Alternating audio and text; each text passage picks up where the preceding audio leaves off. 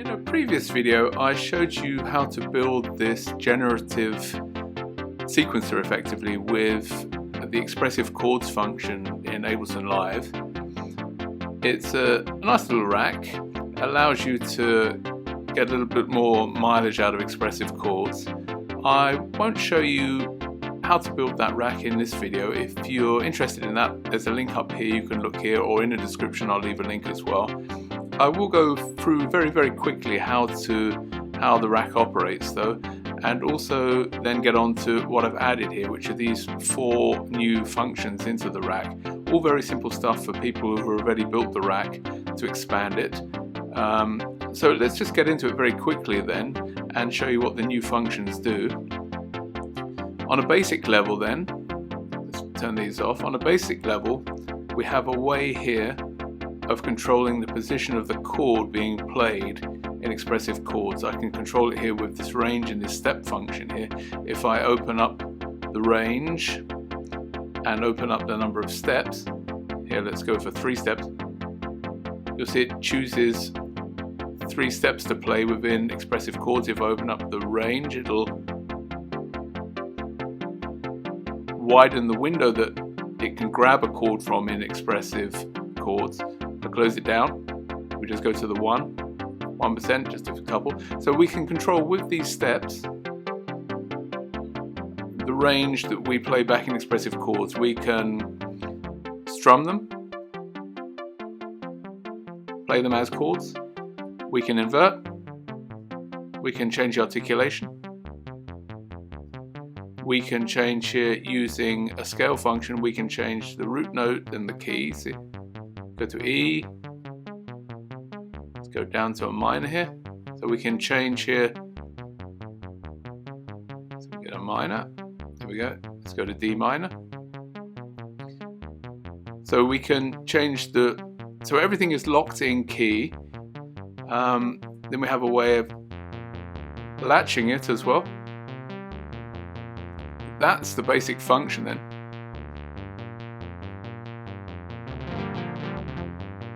You can adjust the level of strum, etc. Okay, so that's the basic rack.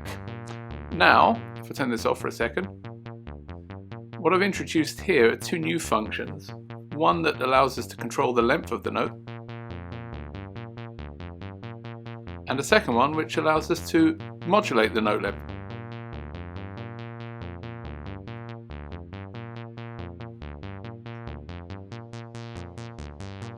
Filter a bit here. So now we can modulate the notes or adjust the note length manually. The way this works, should have explained this actually, is you have to have a series of notes on the C1 key. This is basically the bottom box here. So we have to start with C1. All notes have to be on C1. It doesn't have to be a sequence like this. I could knock notes out. Doesn't matter.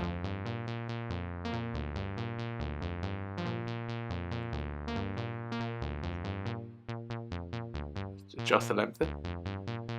So set a series of notes that triggers this whole rack, and now we have, as I say, possibility to modulate notes.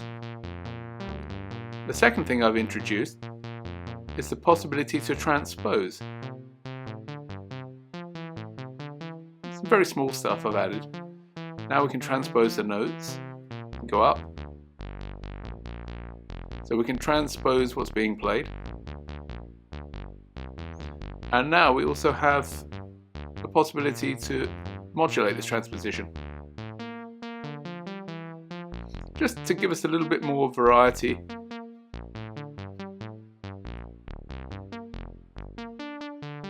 In the sequences that we can generate with this rack.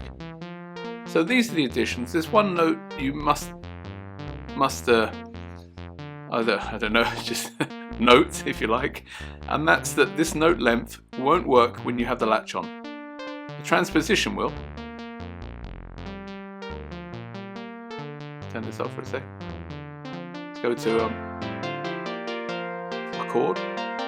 So this doesn't function here, basically because it's controlling the length here, and when we have the latch on, then you cannot control length here. If I turn off latch, then I have the function to control this dial here. So when the latch is on, we can't modulate note length, but we can still, let's just make it very simple. Something very simple. So we can still modulate the transposition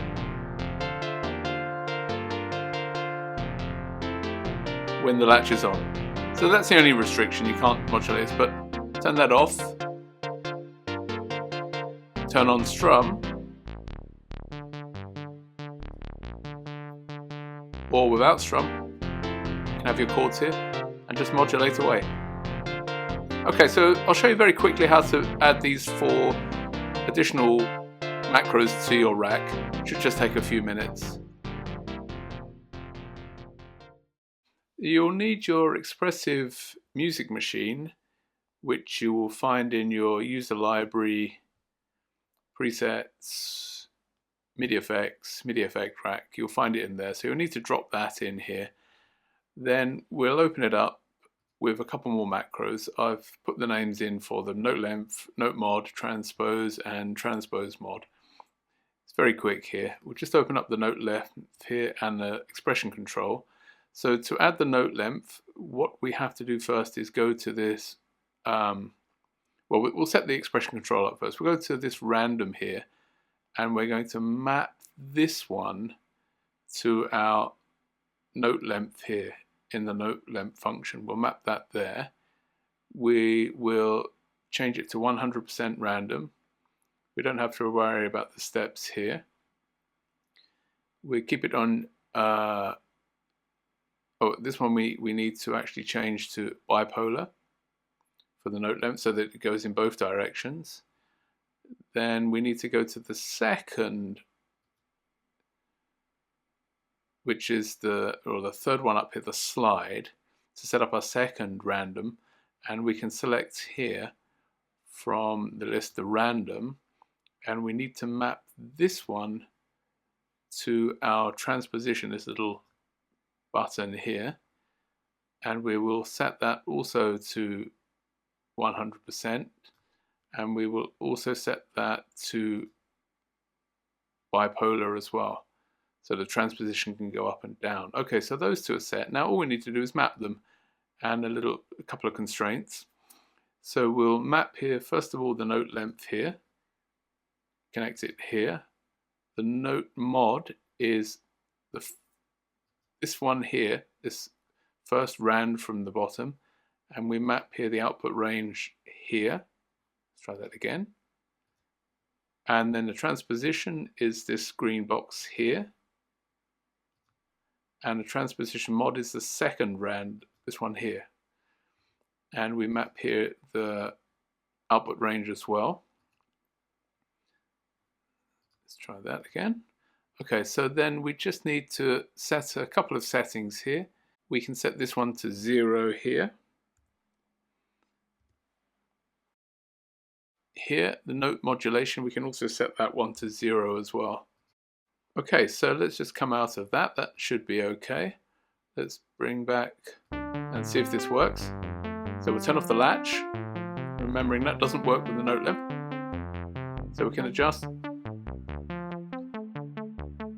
come to that one. So we can adjust our note length here. You see that's now being adjusted. And if we introduce the modulation, you can see we're now able to modulate the small amounts, small modulation of the length. Of course, it's dependent upon what you have in your sequence here. I have 16th notes, it's all playing very quickly. And then the transposition, we can go up 12, down 12, and then finally we can, well, that's being modulated anyway. Turn that off. There we go. And then transposition, which you don't see as an animation. Okay, I hope that is useful as always, and if you have built this rack, that it's a useful expansion for you.